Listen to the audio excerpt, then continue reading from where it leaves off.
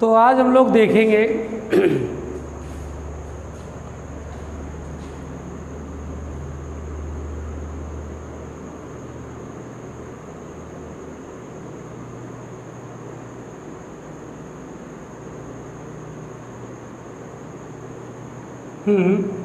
तो my name is Aniket Awasthi and physics lecture.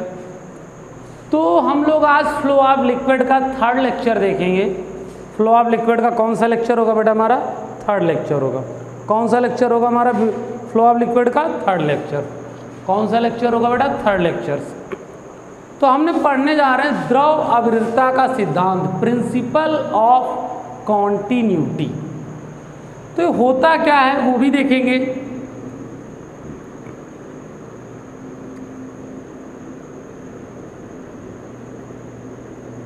एक pipe मान लेते हैं हम लोग। तो इस तरफ का क्रॉस सेक्शन एरिया A1, इस तरफ का V1 और इस तरफ का जो क्रॉस सेक्शन एरिया A2 और इस तरफ का क्या माना हमने? V2। यहाँ वाटर सप्लाई होगा और इसका पाइप का हमने X माना और दूसरे का Y। तो इनका रूल ये था A.V इक्वल कांस्टेंट, यानी कि नियतांक,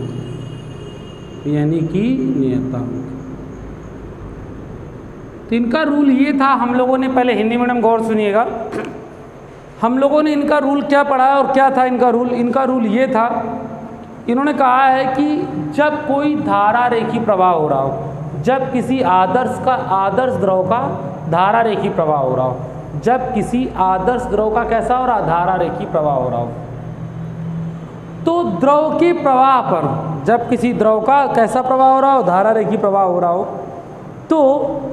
तो नली के प्रत्येक बिंदु पर अनुप्रस्थ काट का क्षेत्रफल और वेग का गुणनफल कैसा होता है? नियतांक होता है, नियत होता है। यानी किसी भी बिंदु पर वेग और अनुप्रस्थ काट का जो क्षेत्रफल होगा वो कैसा होगा? हमारा नियत होगा। एक बात और है, जैसे इंग्लिश मीडियम के when flow ideal liquid in stream line flow, यानी कोई ideal liquid stream line flow हो रहा हो तो उसके ईच पॉइंट पर क्रॉस सेक्शन एरिया और जो वेलोसिटी का प्रोडक्ट होता है, क्रॉस सेक्शन एरिया और जो वेलोसिटी का प्रोडक्ट होता है वो ऑलवेज कैसा रहता है? कांस्टेंट। कैसा रहता है? ऑलवेज। क्रॉस सेक्शन एरिया और वेलोसिटी का प्रोडक्ट कैसा रहेगा? कांस्टेंट। ओके, तो अब इसका जैसे कि प्रूफ किया जाए तो प्रूफ कैसे होगा? तो हम x सिरे में जितना पानी एंटर करेगा वही y सिरे पे निकलेगा, यानी x सिरे पर जितना पानी एंटर करेगा वही तो x सिरे y पे सिरे पे निकलेगा। तो x सिरे में प्रवेश करने वाले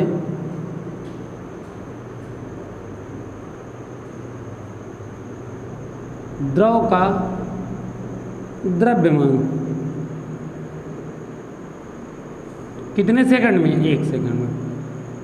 तो interning a liquid in x axis या x point from 1 second। तो एक बात कहने की बात आती है कि मास निकालना है, द्रव्यमान। तो हम लोगों ने किसी जमाने में पढ़ा होगा वॉल्यूम इनटू डेंसिटी।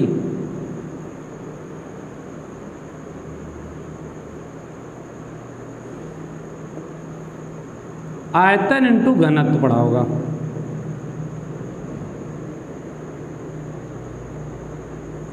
तो अब आयतन क्या होता है हमारा?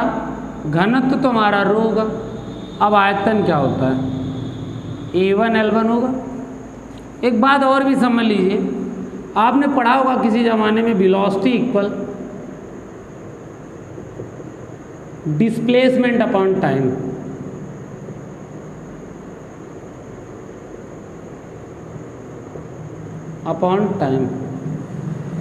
वेग बराबर विस्थापन बटे समय। तो इसको v मान लें। अब जो इसकी लेंथ होगी वही तो हमारा विस्थापन होगा। पानी यहाँ से वहाँ तक जा रहा, तो इसकी लंबाई हमने क्या मानी? L अपॉन टाइम कितना लेना है? 1 सेकंड। यानी जो v है वही हमारा क्या है l। तो यहाँ लिख सकते हो ना A1 V1 इंटू रो। अब रो क्यों नहीं चेंज किया वो आपको पता होना चाहिए। हमने क्या कह रखा है कि यदि 5 लीटर पानी आ जाएगा और ठंडा डालेंगे तो ठंडा ही निकलेगा। अब हम इसी तरह y का निकालें, यानी y से पानी कितना निकल रहा, तो A2 V2 इंटू क्या होगा रो। एक बात आप क्लियर करते हैं कि mx का मान जो होगा वो my के बराबर होगा, इक्वल होगा। अब ये इक्वल क्यों होगा, क्योंकि हमने कहा रहा कि 5 लीटर आप पानी यहाँ से फ्लो करवाओ, कितना 5 लीटर, इधर से कितना निकलेगा 5 लीटर ही पानी निकलेगा। तो बेटा A1 V1 इंटू रो बराबर होगा A2 V2 इंटू रो। इस रो से रो गया, फंडामेंटल बनेगा A1 V1 बराबर A2 V2, है ना। ओके, या इसको लिख सकते हैं AB इक्वल कॉन्स्टेंट। याद रखिएगा एक न्यूमेरिकल केस भी बन सकता है कि AB इक्वल होता है m बाई रो भी होता है।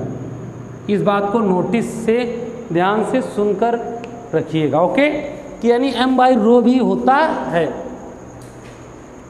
ओके, तो ये था हमारा कॉन्टिन्यूटी प्रिंसिपल और मोस्ट इंपॉर्टेंट है, याद रखिएगा। अब हम लोग पढ़ेंगे बर्नौली थ्योरम्स। क्या पढ़ेंगे स्टूडेंट्स, बर्नौली थ्योरम्स। क्या पढ़ेंगे, बर्नौली थ्योरम्स। तो ये बर्नौली थ्योरम्स क्या थी, वैसे तो शुद्ध इंग्लिश में देखा जाए वर्जन में लिखा होगा बर्नौली थ्योरम्स, लेकिन इन लोगों ने मेंशन कर दिया है बर्नौली थ्योरम्स, तो फिर हम लोग भी क्या कर लेंगे, मेंशन ही कर लेंगे। अच्छा, उसके पहले हम चाहें तो इसके कई सारे फॉर्मेट बना सकते हैं। कैसे, न्यूमेरिकल केस कर सकते हैं हम कैसे। अभी हम लोगों ने फंडामेंटल पढ़ा A1 V1 equal A2 V2। ये क्रॉस सेक्शन एरिया होता है तो पाई R1 स्क्वायर V1 बराबर पाई R2 स्क्वायर V2, ये भी बन सकता है। यानी R1 स्क्वायर V1 बराबर R2 स्क्वायर V2 भी हो सकता है। इस बात को ध्यान रखिएगा, ये भी न्यूमेरिकल केस ही है। कौन सा केस है बेटा, न्यूमेरिकल केस। ओके, तो देखिएगा आज हम लोग पढ़ेंगे बर्नौली थ्योरम, मोस्ट इंपॉर्टेंट है। और अब देखना फिजिक्स टफ होती है, हमने कह रखा है, बट इंजॉय के तरीके से पढ़ें। एक्चुअली क्या होता है, तुम लोग भागने लगते हो। अब फर्स्ट ईयर में हो, जैसे भागोगे math math math math math पूरे टाइम में दिन भर मैथ, जबकि मेरा मानना है कि मैथ है इंटरेस्टिंग। मैंने कह रहा हूँ कि ईजी होती है, बहुत अच्छा है, बट मैथ है इंजॉय। बट फिजिक्स जैसे कि आपके सामने में कोई आइटम रखा जाए, जब तक फिजिक्स ना हो तब तक आपकी इंजॉय नहीं लाइफ में। बहुत अच्छी अच्छी चीज़ें बर्न। तो हम लोग पढ़ेंगे बर्नौली थ्योरम्स, बर्नौली की प्रमेय। वैसे तो बर्नौली होता है, लेकिन हिंदी की बुकों में आपकी मीडियम में देखा तो क्या लिखा होगा, बर्नौली लिखा होगा। क्या लिखा होगा, बर्नौली।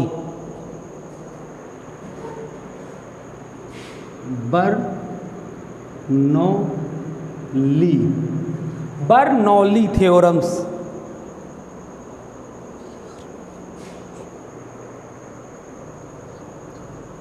हाँ, तो बर्नौली थ्योरम्स।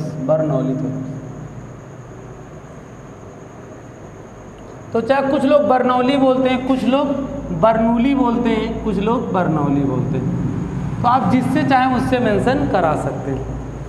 तो होता क्या है, इनका प्रिंसिपल था, यानी सिद्धांत है कुछ इनका, वो पहले देख लिए क्या है। बर्नौली थ्योरम्स यानी प्रिंसिपल।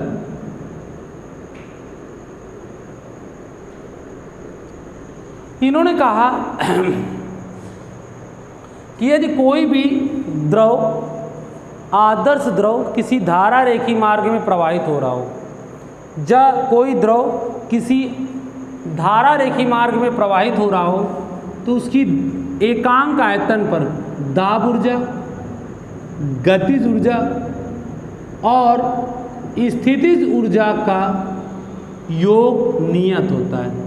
नियत मतलब कांस्टेंट होता है। कैसा होता है, नियत होता है। इसे बोलते हैं प्रेशर एनर्जी। क्या बोलते हैं, प्रेशर एनर्जी। यानी कि दाब ऊर्जा। इसे बोलते हैं काइनेटिक एनर्जी।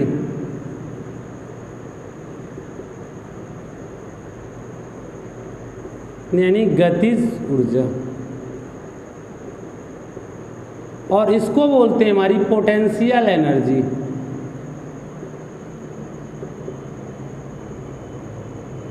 यानी कि स्थितिज ऊर्जा।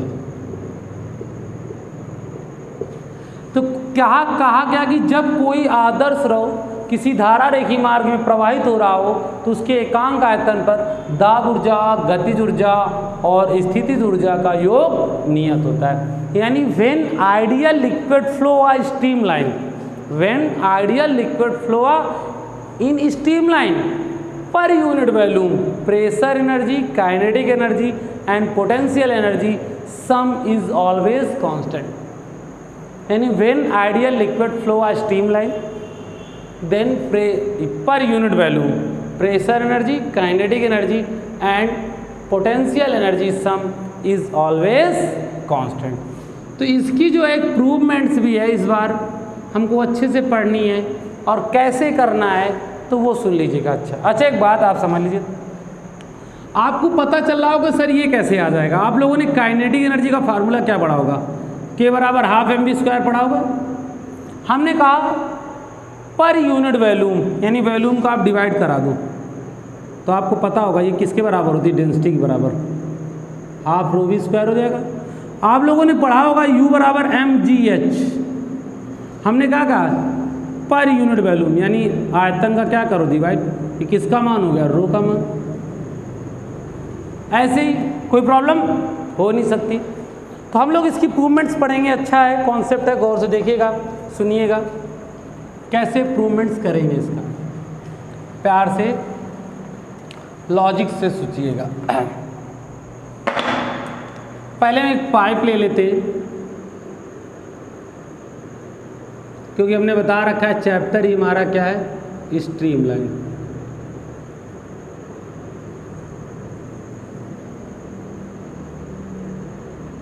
इधर की हमने हाइट h1 ले ली, इधर की हमने हाइट क्या ले ली, इसका नाम दे दिया x, इसका नाम दे दिया, यहाँ क्रॉस सेक्शन एरिया A1 दे दिया और इसको क्या दे दिया V1, यहाँ एरिया A2 और इसका नाम क्या फ्लो होगा बेटा, वाटर। क्या फ्लो होगा बेटा, वाटर। हो रहा है वाटर फ्लो बनिया फुर्सत में। तो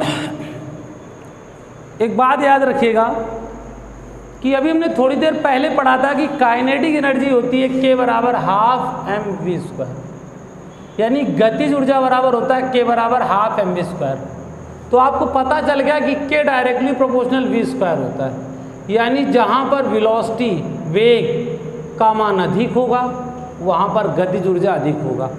तो आपने देखा होगा सर्विसिंग करने वाले गाड़ी वाड़ी धुला करते हैं तो पाइप के आगे देखना इसे लगा देते हैं, यानी जितना सकरा पाइप होगा उसकी वेलोसिटी उतनी अधिक होगी, उतनी ही गतिज ऊर्जा उसकी अधिक होगी। यानी इस तरफ की काइनेटिक एनर्जी हाई होगी और इस तरफ की क्या होगी, कम। फिर बात चलेंगे हम पोटेंशियल एनर्जी की। तो पोटेंशियल एनर्जी की हम बात करेंगे तो याद करिएगा जिस तरफ U बराबर होता है mgh, यानी जो पोटेंशियल एनर्जी होती है U बराबर लिखो या P बराबर, वो किस पे डिपेंड करता है, h। हाइट किस तरफ की, इधर है, तो x की हाइट ज़्यादा है, ऊंचाई ज़्यादा है, तो इसकी पोटेंशियल एनर्जी यानी स्थिर ऊर्जा का मान भी अधिक होगा। तो देखिएगा, तो सुनो तुमने गाना सुना होगा ना, सुनो गौर से दुनिया वालों, चाहे जितना जोर लगा लो, सबसे आगे हिंदुस्तानी। तो हमको एक बात पता चल गया कि वर्क बराबर होता है, एक चीज़ पता है, वर्क डन इक्वल होता है net total energy.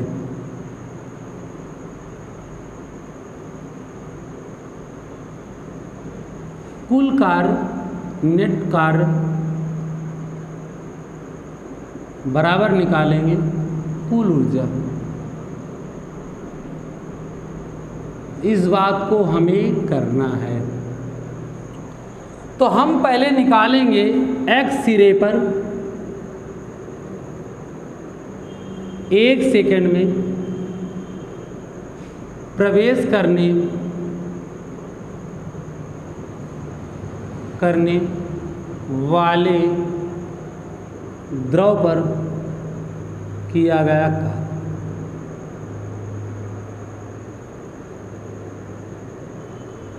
Work done in turning a liquid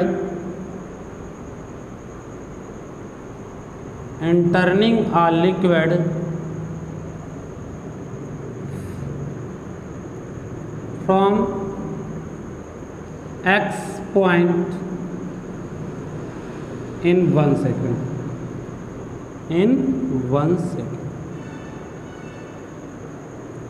तो हम वर्क निकालना है x पर, तो वर्क बराबर होता है फोर्स इंटू डिस्प्लेसमेंट, कार्य इंटू विस्थापन। तो F1 तो लिख लिया, बट हम लोगों ने थोड़ी देर पहले ही पढ़ा था V बराबर d/t होता है, और हमने कहा t का मान कितना ले लोगे 1 सेकंड, तो जो V है वही क्या है d, तो F1 इंटू क्या हो जाएगा d1। बट P बराबर हम लोगों ने पढ़ा होगा F/A, तो F बराबर क्या होता है बेटा PA, तो हो जाएगा P1 D1 की जब V लिखते P1 A1 एंड V1। जब हमारा WX ये आया तो WY इसी प्रकार क्या आएगा, similarly P2 A2 and V2। अब निकालेंगे हम नेटवर्क, यानी कि नेट कार्य। तो हमने क्या कहा था, WX माइनस क्या कर दोगे W, तो बेटा हो जाएगा P1 A1 V1 minus P2 A2 and, इसे इक्वेशन फर्स्ट मान के रखना। तो ये हमारा आ गया। अब इसके बाद करना क्या होता है देखिएगा,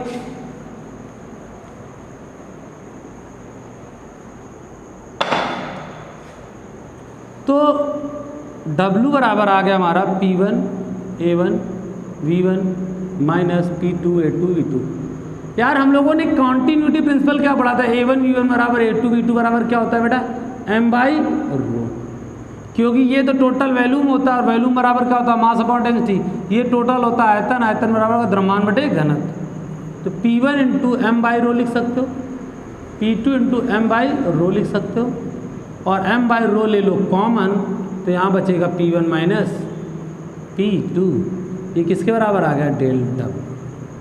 यानी एक तरीके हमारा वर्क तो निकल आया। अब चाहिए ऊर्जा, एनर्जी। तो पहले हम निकालते हैं काइनेटिक एनर्जी यानी kx, x सिरे पर। तो फार्मूला क्या हो जाएगा mv1²। अब तुम लोग कहोगे सर ये आपने v1 क्यों लिखा, क्योंकि हमने इस तरफ की वेलोसिटी क्या मानी v1, बट मास चेंज नहीं होगा, जितना लिक्विड जाएगा उतना ही दूसरी तरफ निकलेगा। ky निकालो, तो दूसरे सिर्फ की क्या होगी mv2²। डेल्टा k निकालोगे तो क्या करोगे, हमने कहा था इस तरफ की एनर्जी क्या होगी ज़्यादा और इस तरफ की कम, तो हम लोग क्या करेंगे ky में क्या घटाएंगे kx, बड़े में छोटा घटाते हैं ना हम लोग।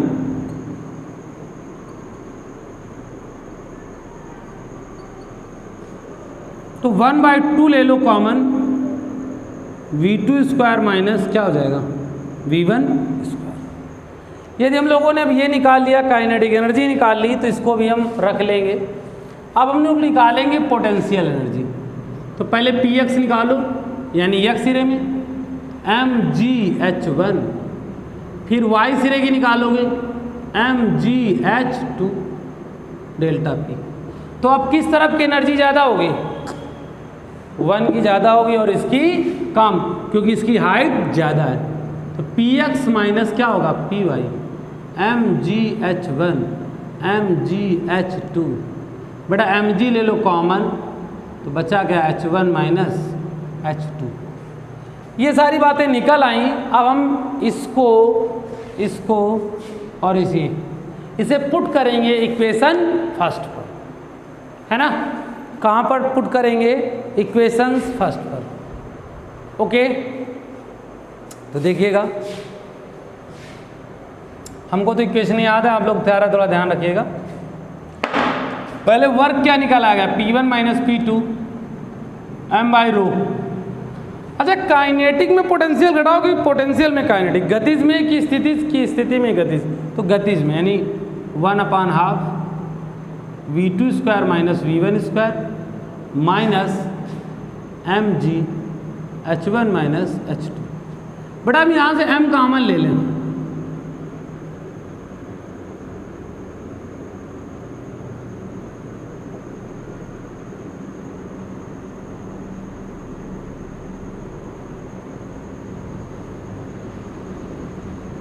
अब क्या करें, इस रो का मल्टीप्लाई करा दो बेटा,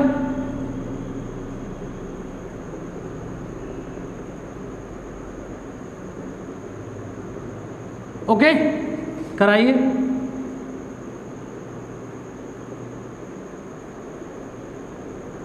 इसका कराइए। अब इसके बाद हमको करना क्या है वो सोचिएगा। क्या करना है कि 1 टर्म एक तरफ ले लेंगे और 2 टर्म एक तरफ ले लीजिए सारे। तो P1 ये माइनस का इस तरफ आएगा तो क्या होगा, प्लस का, हाफ रो वन स्क्वायर। अब ये इस तरफ आएगा तो रो जी H1। बेटा P2 इस तरफ आएगा, फिर पूरी बातें उस तरफ बनी हुई हैं।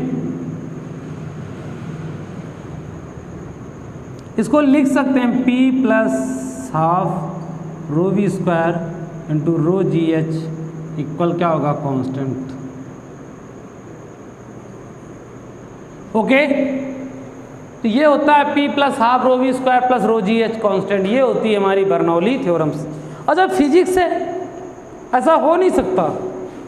बड़ा पता है तुम्हें कि आप कभी कभी उसके साथ जाएं जिसके साथ तुम लोग सोच रहे हो। किसके साथ?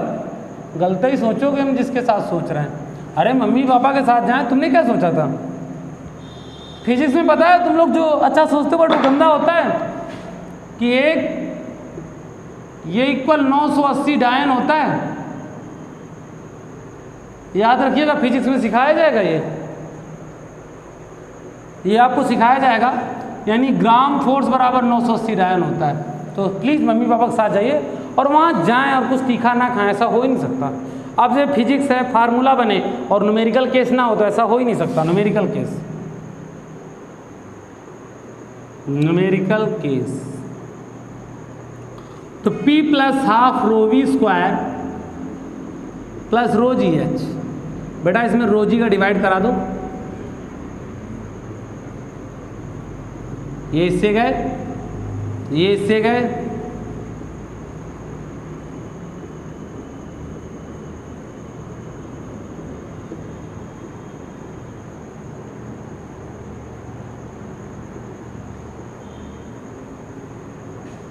इसको बोलते हैं प्रेशर हेड।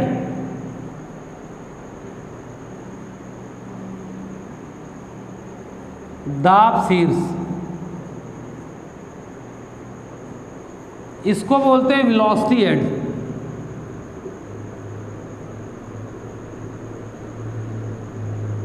बेग शीर्ष, इसको बोलते हैं ग्रेविटेशनल हेड।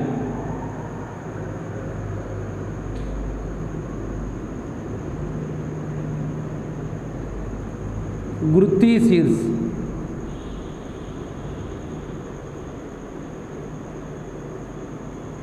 ओके, और सबकी यूनिट यहाँ पर मीटर ही होती है। सबकी यूनिट यानी मात्रक मीटर होता है। तो ये बचा। अब लास्ट एक कॉन्सेप्ट बचेगा, बट वो हम लोग कल डिस्कस करेंगे नेक्स्ट वीडियो में अच्छे से। ओके।